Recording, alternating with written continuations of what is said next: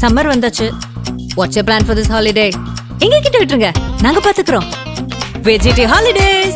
GT Holidays, South India's #1 travel brand. Sir, Kangana Ranaut அவங்க வந்துட்டு ஒவ்வொரு விஷயம் பண்ணும்போதும் கூடவே சர்ச்சையும் சேர்ந்து வரும் அப்படின்ற மாதிரி சொல்லுவாங்க. இப்போ ரீசெண்டாக ஒரு ட்வீட் ஒன்று போட்டுட்டு அந்த ட்வீட்டில் ட்ரம்ப் அவர்களை நீங்கள் ஒரு ஆல்ஃபா மேல், ஆனால் அதை விட பெரிய ஆல்ஃபா மேல் வந்து மோடி அவர்கள்னு சொல்லிட்டு ஒரு பத்தி வந்து போடுறாங்க. போட்டுட்டு கொஞ்ச நேரத்தில் டெலீட்டும் பண்ணுறாங்க. கேட்டதுக்கு நட்டா அவர்கள் சொல்லி தான் டெலீட் பண்ணேன்னு சொல்கிறாங்க. கங்கனா ரணாவத்துக்கு அறிவே கிடையாது. ஏன்னா இந்தியாவினுடைய முதல் பிரதமர் யார் தெரியுமா? சுபாஷ் சந்திர போஸ் தான் ஒரு மேடையில் பேசினாங்க. இவங்க என்ன செய்யறாங்கன்னா, ட்ரம்ப்போடைய வலிமை என்ன, ட்ரம்ப் யாரு அப்படிங்கிறது அவங்களுக்கு தெரியல. எங்க ஆள் யார் தெரியுமா?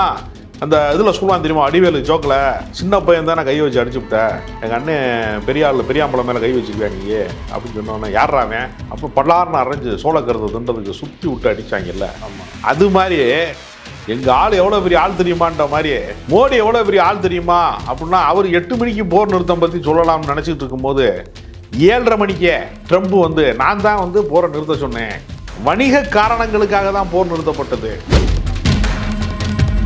கங்கனா ரணாவத்துக்கு தெரியாதுங்க, செக்கு எது செவலிங்க எதுவும் தெரியாது, எல்லாத்துக்குமே நாய் காலை தூக்கணுன்ற மாதிரி சில பேருக்கு விவரம் தெரியாது. அரசியலில் அமெரிக்கா என்ன ரோல் பண்ணுது? ட்ரம்ப் சொல்கிறாரு, இந்தியாவுக்கு தொழில் தொடங்க போகாதீடா, மொத்தமாக திருடிடுவாங்கடா, அவங்கள வரி போட்டு கொண்டுருவாங்கடான்னு சொல்கிறாருல. எவனாவது ஒரு தேசபக்தன் சொல்லிக்கிற சங்கிகள் எவனாவது, அவன் தேசபக்தனே கிடையாது, இருந்தாலும் சொல்கிறேன், சங்கி எவனாவது ட்ரம்ப்புக்கு எதிராக பேசுகிறானா? ஜேபி நட்டா என்ன சொல்கிறாரு? இல்லை, அது மாற்றி இப்போ வந்து டெலீட் பண்ணுற அளவுக்கு போகணுன்னா அப்போ என்ன பயம் அவர் மேலே? அப்படின்னா என்ன பயம்னா, சர்வதேச ஒப்பந்தங்கள் எல்லாமே அமெரிக்கா போன்ற வலதுசாரி நாடுகளினுடைய தயவில் தான் நம்ம இருக்கோம். 50க்கும் மேற்பட்ட உலக நாடுகளில் 100 கோடிக்கும் அதிகமான ஆகாயம் தமிழ் பார்வையாளர்களுக்கு பேரன்பும் திருநன்றி. உலகெங்கும் வாழும் ஆகாயம் தமிழ் நெஞ்சங்களுக்கு கிறிஸ்டியின் அன்பு வணக்கம். நம்மோடு சினிமா மற்றும் அரசியல் விமர்சகர் ராஜகம்பீரன் நினைஞ்சிருக்காரு. வணக்கம் சார். வணக்கம். எப்படி இருக்கீங்க சார்? சார், கங்கனா ரணாவத் அவங்க வந்துட்டு ஒவ்வொரு விஷயம் பண்ணும்போதும் கூடவே சர்ச்சையும் சேர்ந்து வரும் அப்படின்ற மாதிரி சொல்லுவாங்க. இப்போ ரீசெண்டாக ஒரு ட்வீட் ஒன்று போட்டுட்டு அந்த ட்வீட்டில் ட்ரம்ப் அவர்களை நீங்கள் ஒரு ஆல்ஃபா மேல், ஆனால் அதை விட பெரிய ஆல்ஃபா மேல் வந்து மோடி அவர்கள்னு சொல்லிட்டு ஒரு பத்தி வந்து போடுறாங்க. போட்டுட்டு கொஞ்ச நேரத்தில் டெலீட்டும் பண்ணுறாங்க. கேட்டதுக்கு நட்டா அவர்கள் சொல்லி தான் டெலீட் பண்ணேன்னு சொல்கிறாங்க. உடனே கீழே சமூக வலைதளங்கள் நிறைய பேசுகிறாங்க. அதில் சொல்லும் போது ஏன் பயமா, ஏன் டெலீட் பண்ணீங்க, அப்படின்னா பாஜகவுக்கும் ட்ரம்ப்புக்கும் பிரச்சனை சம்பந்தம்ன்ற மாதிரி ஏகப்பட்ட இது பேசுகிறாங்க. ஏன் அவங்க போடணும், ஏன் டெலீட் பண்ணணும்? ஆப்பிள் நிறுவனம் வந்து இந்தியாவிலே தன்னுடைய செல்ஃபோன் தயாரிப்புக்கான திட்டங்களை செயல்படுத்துவதற்கான முன்முயற்சிகள் இருக்கிறது. அங்கே போகாதீங்க, அங்கே வரியாக போட்டு கொண்டுருவாங்க, மிகப்பெரிய அளவில் வரி விதிப்பார்கள், நீங்கள் ஏற்கனவே சீனாவுக்கு போனீங்க, இப்பொழுது இந்தியாவுக்கு போகிறீங்க, அது வந்து வரி விதிப்புக்கு ரொம்ப மோசமான நாடுகளில் ஒன்று இந்தியா என்று ட்ரம்ப் சொல்கிறார். இப்படி ட்ரம்பினுடைய கருத்தை கேட்ட உடனே இந்தியா மோசமான வரிகளை விதிக்கக்கூடிய நாடு என்று சொல்லுகிற போது அது முழுக்க ஒன்றிய அரசாங்கத்தை குறிக்கிறது, மத்திய அரசாங்கத்தை குறிக்கிறது, மோடி அரசை குறிக்கிறது. டைரக்ட் அட்டாக் பண்ணுற மாதிரி. பாஜகவினுடைய எம்பியாக இருக்கக்கூடிய, அதாவது அழகாக இருக்கிறவங்களுக்கு வந்து அறிவு இருக்காது என்று சொல்லுவாங்க. அறிவு இருந்தால் அழகு இருக்காது, அழகு இருந்தால் அறிவு இருக்காது. அறிவு இருக்காது. பெர்னாட் ஷாவுடைய ஒரு புகழ்மிக்க ஜோக் கூட உண்டு. ஒரு புகழ்மிக்க நடிகை வந்து பெர்னாட் ஷாவிட்ட சொன்னால், ரொம்ப காலத்து பிரச்சனை அது, அறிவு இருந்தால் அழகு இல்லை, அழகு இருந்தால் அறிவு. என்னிடம் அழகு இருக்கிறது, உங்கள்கிட்ட அறிவு இருக்குது, நம்ம 2 பேரும் சேர்ந்து கல்யாணம் பண்ணிக்கிட்டோம்னா அறிவும் அழகும் மிக்க குழந்தை பிறக்கும்னா. அதுக்கு பெர்னாட் ஷா சொன்னார், என்னை போன்ற அழகும், பெர்னாட் ஷா நல்லா இருக்க மாட்டார் பார்வைக்கு, என்னை போன்ற அழகும் உன்னை போன்ற அறிவுமாக ஒரு குழந்தை பிறந்தால் அது இந்த உலகத்துக்கு பெரிய சாவக்கேடாயிரும், அது வேணாம் அப்படின்னா. ஓகே, அது மாதிரி தான் அது. இப்போ இல்லை, யாருக்கு அறிவு இல்லைன்றீங்க? கங்கனா ரணாவத்துக்கு அறிவே கிடையாது. ஏன்னா இந்தியாவினுடைய முதல் பிரதமர் யார் தெரியுமா? சுபாஷ் சந்திர போஸ் தான் ஒரு மேடையில் பேசினாங்க. உங்களுக்கு தெரிஞ்சிருக்கும்னு நினைக்கிறேன். இந்திரா காந்தியா சினிமாவில் நடித்தேன், ஜெயலலிதாவை நடித்தேங்கிறதுனால நான் இந்திரா காந்தி ஆகிட்டேன், நான் ஜெயலலிதாவை ஆகிட்டேன். இப்போ நீங்கள் சில மாநாடுகளில் நீங்கள் பார்த்தீங்கன்னா எம்ஜிஆர் மூலவே தொப்பி அணிந்து கொண்டு, இப்போ ரீசெண்டாக கூட பண்ணாங்களே, அப்படி கொஞ்சம் பேர் திரிவாங்க. சில பேர் கலைஞர் மாதிரியே மண்டையில் முடி இருக்கும் இருந்தாலும் கொஞ்சம் அழிச்சு விட்டுட்டு கண்ணாடிலாம் போட்டு கலைஞர் மாதிரியே வந்து ஒரு மஞ்சள் துண்டெல்லாம் போட்டு சிலர் சுற்றுவான். இது வந்து உலகத்தில் வந்து ஒரே ஒரு பிறவி தான் எல்லாமே. மறுபிறவி என்பது மூட நம்பிக்கை. ஒரு முறை கவிக்கோ அப்துல் ரஹ்மான்கிட்ட கேட்டாங்க, கண்ணதாசன் மீண்டும் பிறப்பாரா அப்படின்னு ஒருத்தன் பத்திரிக்கையிட்ட கேள்வி கேட்டான். அதுக்கு கவிக்கோ அப்துல் ரஹ்மான் சொன்னார், கடவுளுக்கு ஜெராக்ஸ் எடுக்க தெரியாது. ஒரு கண்ணதாசன் தான். உலகத்தில் ஒவ்வொரு ஆளுமைகளும் ஒருவர் தான். நம்ம கைரேகை எப்படி வந்து இன்னொருத்தருக்கு இருக்காதோ அது மாதிரி தனித்துவம் தான் எல்லாத்துக்கும் அடையாளம். அதனால் சம்பந்தம் இல்லாமல் ஒரு விஷயத்தை பேசுறது இருக்குல்ல, வந்து சுபாஷ் சந்திர போஸ் தான் இந்தியாவோட முதல் பிரதமர்னு சொன்னதாக இருக்கட்டும். அவங்க என்னென்னா சினிமாவில் நடிக்கிறவங்களுக்கு வந்து சமகால அப்டேட் வந்து அறிந்து கொள்ள வேணுங்கிற அவசியம் இல்லை. நடிகைகளில் இன்டலெக்சுவலான நடிகைகள்லாம் இருக்கிறாங்க. நந்திதா தாஸ் மாதிரி இருக்கிறவங்க இருக்காங்க. பிரகாஷ்ராஜ் வந்து அரசியலை கடுமையாக விமர்சிக்கிறாரு. கிஷோருங்கிற நடிகர் கூட சமீபத்தில் சில கேள்விகளை எழுப்பியிருக்கிறாரு. பல பேர் இருந்திருக்கிறாங்க, இல்லைன்னு நம்ம சொல்ல முடியாது. எல்லா நடிகர்களுக்கும் ஒரே தராசில் வைத்து நம்ம வந்து அளக்க முடியாது. ஆனால் ஒரு சொகுசு வாழ்க்கைக்கு சொந்தக்காரங்களாக இருக்கிறதுனால அவங்க பல விஷயங்களை யதார்த்தங்களை புரிந்து கொள்வதற்கு அவங்களுக்கு வந்து அந்த டைம் இருக்காது, அல்லது அது ஆர்வம் இருக்காது. ஓகே, இவங்க என்ன செய்கிறாங்கன்னா ட்ரம்ப்போடைய வலிமை என்ன, ட்ரம்ப் யார் அப்படிங்கிறது அவங்களுக்கு தெரியலை. எங்கால் யார் தெரியுமா, அந்த இதில் சொல்லுவான் தெரியுமா, அடிவேலு ஜோக்கில், சின்ன பையன் தான் நான் கை வச்சு அடிச்சு விட்டேன், எங்கள் அண்ணன் பெரியாம்பளம் மேலே கை வச்சிருவியா நீயே அப்படின்னு சொன்னோன்னே யார்றாமே அப்புறம் பல்லார்னு அரைஞ்சு சோளக்கருதை தின்றதுக்கு சுற்றி விட்டு அடித்தாங்கல்ல. அது மாதிரி எங்கள் ஆள் எவ்வளோ பெரிய ஆள் தெரியுமான்ற மாதிரி மோடி எவ்வளோ பெரிய ஆள் தெரியுமா அப்படின்னா, அவர் 8 மணிக்கு போர் நிறுத்தம் பற்றி சொல்லலாம்னு நினச்சிக்கிட்டு இருக்கும்போது 7:30 மணிக்கே ட்ரம்ப் வந்து நான் தான் வந்து போரை நிறுத்த சொன்னேன், வணிக காரணங்களுக்காக தான் போர் நிறுத்தப்பட்டது. அதுக்கு முன்னாடி நம்ம பல பேர் சொன்னோம், பகல்காமினுடைய அந்த சுற்றுலா தலத்திற்கு இது பாதுகாப்பான இடம்னு மத்திய அரசாங்கம் மறுபடியும் சொன்னதுனால தான் சுற்றுலா பயணியோ புதுசாக கல்யாணமானவன் ஹனிமூனுக்கு போகிறவன்லேருந்து 50 பேர் கிளம்பி அங்கே போயிருக்கான். 26 பேரை உள்ளே புகுந்து ஒரு 200-300 கிலோமீட்டர் உள்ளே வந்து சுட்டுட்டு மறுபடியும் 200-300 கிலோமீட்டர் சேஃப்டியாக போய் சேர்ந்துருக்காங்க. இராணுவம் யார் கட்டுப்பாட்டில் இருக்குது? மத்திய அரசாங்கத்தின் கட்டுப்பாட்டில் இருக்குது. அந்த மாநிலத்தினுடைய காவல்துறை இருக்கிற, இப்போ தமிழ்நாடு இருக்குது, கேரளா இருக்குன்னு மாநிலத்தினுடைய காவல்துறை யார் கையில் இருக்குது? முதலமைச்சர் கையில் இருக்கும்ல. தமிழ்நாடு அரசின் கையில் தானே இருக்கும், மாநில அரசின் கையில் தானே இருக்கும். அந்த ஊரில் அது கிடையாது. அங்கே காவல்துறையுமே ஒன்றிய அரசாங்கத்தினுடைய கட்டுப்பாட்டில் தான் இருக்குது. ஓகே, சென்ட்ரல் கவர்மெண்ட் தான் அதுக்கும் பொறுப்பு. அப்போ நம்ம சாதாரணமாக பைக் ஓட்டிகிட்டு வர்றோம், சிக்னலில் கொஞ்சம் தள்ளி நிப்பாட்டிட்டுன்னு வச்சுங்க, கபக்குன்னு ஒரு ஃபோட்டோ எடுத்துட்டு நமக்கே தெரியல, நம்ம நம்பரை வந்து ஆட் பண்ணி ஆன்லைனில் ஃபைன் போட்டு வச்சுருக்காங்க, செலான் அனுப்புவாங்க. அனுப்புகிறாங்களா? வண்டி விற்க போயிருக்கான் ஒருத்தன் புதுசாக, பழைய வண்டி ஆயிடுச்சு 10 வருஷம் ஓட்டிட்டோம்னு. அவன் இந்த மாதிரி சிக்னலை கிராஸ் பண்ண அபராதம் மட்டுமே ஒரு 6500 கட்டுங்கன்றிருக்காங்க. அப்போ ஒவ்வொரு முறையும் அவன் நிற்கும் போது அவனை அறியாமல் கேமராக்கள், கடவுள் எல்லாரையும் பார்த்து கொண்டிருக்கிறான்ங்கிற நிலைமை போய் கண்காணிப்பு கேமராக்கள் வந்து ஒவ்வொருத்தனையும் பார்த்துக்கிட்டே இருக்கு. அப்போ அவ்வளவு கண்காணிப்புக்குரிய இந்த உலகத்தில் சாதாரண மனிதனே கண்காணிக்கப்படுறாங்கிற இடத்துல நீங்கள் கார் எடுத்துகிட்டு போறிய, டோல்கேட்டில் பதிவாயிரும் உங்கள் பேர், உங்கள் நம்பரை போட்டால் உங்கள் ஒட்டுமொத்த வரலாறும் வந்துடுது. போலீஸ்காரன் வந்து ஒரு வழியில் வழிமறித்து ஒரு ஆதார் கார்டை வச்சு ஒருத்தனுடைய மொத்த ஹிஸ்ட்ரி எடுக்க முடியும். ஆனால் 200-300 கிலோமீட்டர் உள்ளே வந்து சுட்டுட்டு சேஃப்டியாக போயிட்டான். இது யார் பொறுப்பேற்றுக் கொள்வது? காஷ்மீரினுடைய மாநில அரசு பொறுப்பேற்க முடியாது, ஏன்னா காவல்துறை அவங்க கண்ட்ரோலில் கிடையாது. மத்திய அரசாங்கம் தான் பொறுப்பேற்றுக் கொள்ளணும். இவங்க பாதுகாக்க தவறிட்டு 26 பேரை படி கொடுத்துட்டு வந்தவன் யாருன்னு தெரியல, போனது தப்பிச்சது எப்படின்னு தெரியலன்னு சொல்லிட்டு பாகிஸ்தானில் இருக்கக்கூடிய பயங்கரவாத முகாம்களை நாங்கள் கரெக்டாக குறிப்பாத்து அடிக்கிறோம். அது எப்படி கரெக்டாக தெரியும்? பயங்கரவாத முகாம் மட்டும் வந்தவன் யாருன்னு தெரியல, தப்பிச்சது எப்படின்னு தெரியல, திரும்பி போனது எப்படின்னு தெரியலைங்கிறது இருக்குது. ஆனால் பயங்கரவாத முகாம் இங்கே தான் இருக்கு. சரி, கடந்த காலத்தில் பயங்கரவாத முகாம் இந்த இடத்துல இருக்குன்னு நீங்கள் ஃபிக்ஸ் பண்ணியிருக்கீன்னு வச்சுங்க. இந்த சம்பவம் நடந்த முன்னாடி அவன் அந்த இடத்துல இருப்பான், அவன் எஸ்கேப் ஆகி வேறு இடத்துக்கு போயிடுவானா இல்லையா? அப்போ போர் விமானங்கள் பறந்த போது யாரு மேலாம் குண்டு போட்டாங்கன்னு தெரியல. அதே மாதிரி அங்கேருந்து அவன் எதிர்த்தாக்குறதை நடத்துகிற போது நம்ம இந்திய வீரர்கள் பலியாகிறான். உயிரிழப்பு என்பது 2 தரப்புலையும் தான் நடக்க முடியுமே தவிர, சில பேர் சொல்லுவான் தெரியுமா, ஜாதி வெறியர்கள்லாம் சில பேர் சொல்லுவாங்க நாங்கள் அறுவாடுத்தா வெட்டுவோம்னு. யார் அறுவாடுத்தாலும் வெட்டோம்.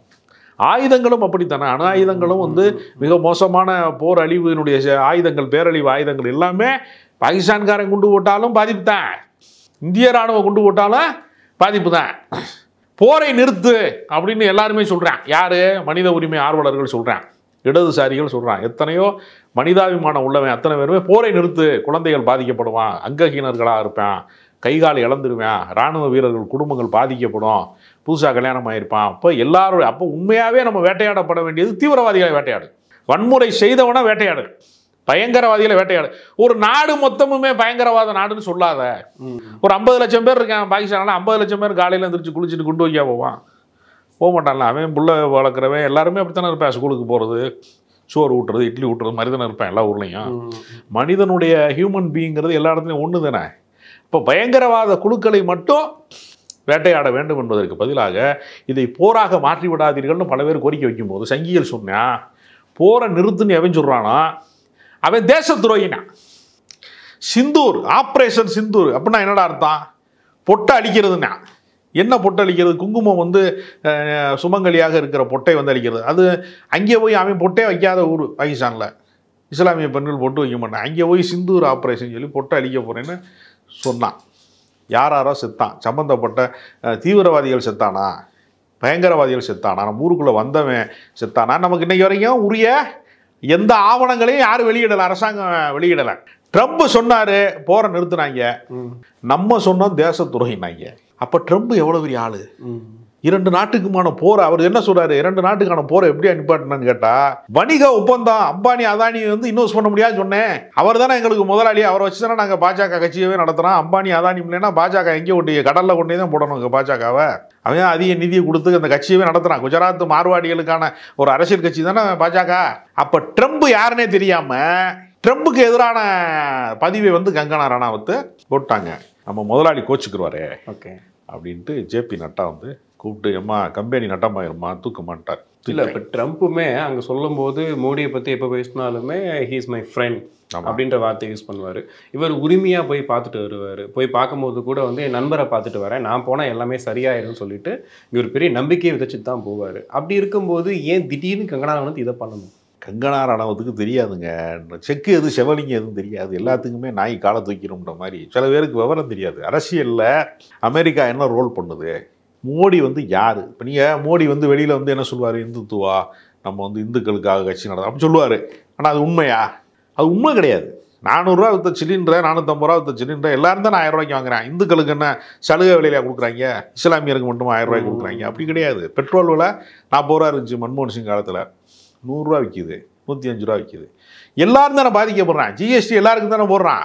இப்போ 1/4 கிலோ 1/2 கிலோ இறைச்சி வாங்கி திங்கிறவன், மாட்டு இறைச்சி வாங்கி திங்கிறவன், பீஃப் திங்கிறவனா வந்து ஒரு பெரிய ஒரு மோசமான ஆள், இந்து தர்மத்துக்கு எதிரானவன், பசு பாதுகாப்புன்னு சொல்லிவிட்டு கோடிக்கணக்கான டன்னை ஏற்றிக்கிட்டே இருக்கானா இல்லையா வெளிநாட்டுக்கு? பசுவினுடைய இதை வந்து பீஃபை வந்து எக்ஸ்போர்ட் பண்ணுறானா இல்லையா? பேர் வந்து என்ன பண்ணியிருப்பான், பிஸ்மில்லா எக்ஸ்போர்ட்ஸ்னு வச்சுருப்பான். உள்ளே பார்த்தீங்கன்னா ராகவா ஐயங்கரா இருப்பார் ஓனர். எல்லாமே வெளிநாட்டுக்கு ஏற்றுமதி பண்ணுறேன். அப்போ இவன் சொல்கிறதுக்கும் நடைமுறைக்கு சம்பந்தம் இல்லை. ஒரு மிகப்பெரிய கார்ப்பரேட் செக்டாரை காப்பாற்றுவதற்கான ஒரு ஏற்பாட்டை தான் பாஜக செய்கிறது. அதுக்கு என்ன பண்ணுவானா, ப்ராடக்ட் அதுதான், பின்னாடி லேவின்னு தான் இந்துத்துவா. இந்த காவி மயமாக்கப்பட்டது என்று சொல்வதெல்லாம் ஏமாற்று வேலை. அதனால் இவங்க என்ன செய்வாங்கன்னா, இது யாருக்கு அரசியல் நடத்துகிறாங்க, உலகமயமாக்கல்ல இன்றைக்கி வந்து எங்கோ போர் நடக்கிறது என்று இல்லை. பங்குச்சந்தை வீழ்ச்சி அடைஞ்சிச்சா இல்லையா? ஆமாம்.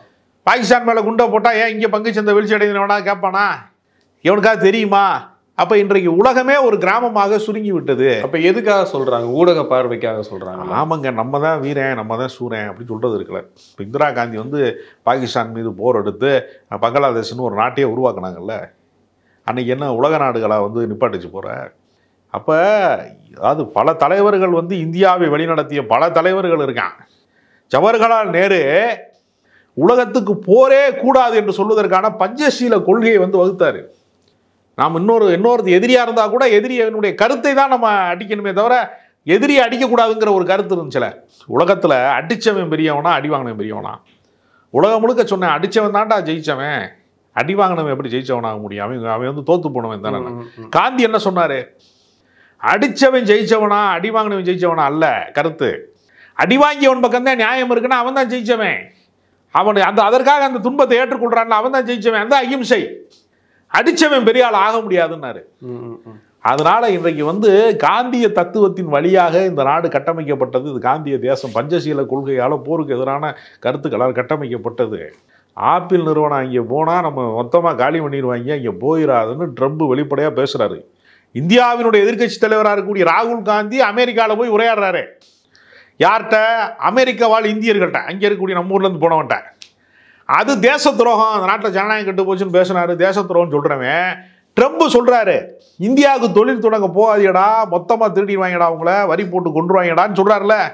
எவனாவது ஒரு தேசபக்தன் சொல்லிக்கிற சங்கிகள் எவனாவது, அவன் தேசபக்தனே கிடையாது இருந்தாலும் சொல்கிறேன், சங்கி எவனாவது ட்ரம்புக்கு எதிராக பேசுகிறானா?